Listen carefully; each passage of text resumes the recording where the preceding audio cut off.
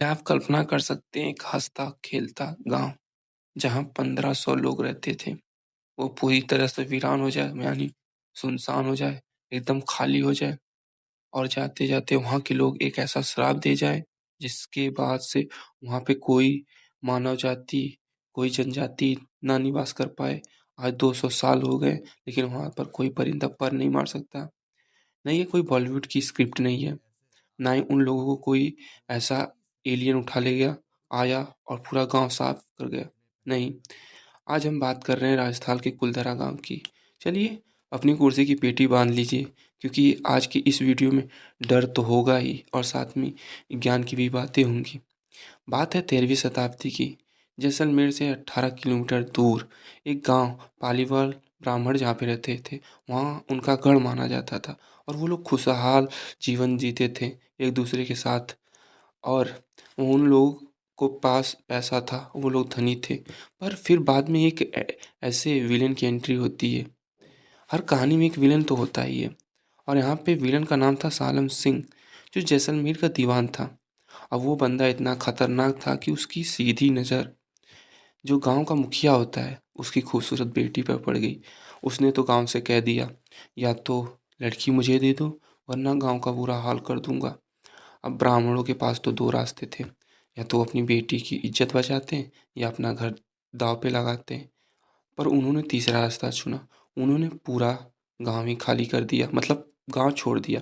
पर उनके साथ साथ वो गांव वाले कहाँ गए, ये किसी को नहीं पता। अगली सुबह जब होती है तो लोग कुलधरा और उसके आसपास के 84 गांव पूरी तरह से खाली हो जाते हैं।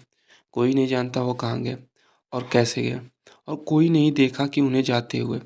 लेकिन जाने से पहले उन्होंने एक खौफनाक श्राप दे दिया कि इस ज़मीन पर अब कोई कभी नहीं बस सकता, ना बस पाएगा। और यकीन मानिए, आज तक वो श्राप सच साबित होते हुए आया है और सच हो भी रहा है। आज वहाँ क्या हो रहा है ये जानिए। लोग कहते हैं कि शाम के बाद वहाँ रूहों की महफिल सजती है। अब ऐसी महफिल जिसमें रूह हो, कोई जाना चाहेगा? भाई नहीं। लेकिन दिल्ली की पैरानॉर्मल सोसाइटी ने वहाँ मशीनों के साथ जांच की थी, मशीनों के साथ। और वहाँ पे कुछ लोग भी थे। उन्होंने वहाँ बच्चों के हाथ के निशान मिले, मतलब उन्होंने बच्चों के हाथ के निशान देखे जो और भी डरावने थे। और कुछ आवाज़ें रिकॉर्ड हुई जो इंसानों की थी ही नहीं।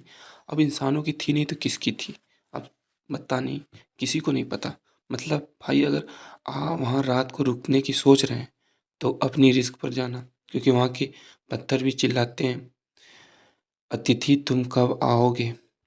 तो क्या आपको क्या लगता है, आज जो श्राप है या फिर वो बस एक कहानी है? कमेंट में बताइएगा। और अगर ऐसी ही मिस्टीरियस वीडियो और देखनी है तो अपने भाई के इस चैनल अंकुवर्स को सब्सक्राइब ठोक दें, वरना सालम सिंह का भूत सपने में आएगा, आपको परेशान करेगा। पर ये मैं मजाक कर रहा हूँ। प्लीज़ सब्सक्राइब कर लीजिए। मिलते हैं अगली वीडियो में। जय हिंद।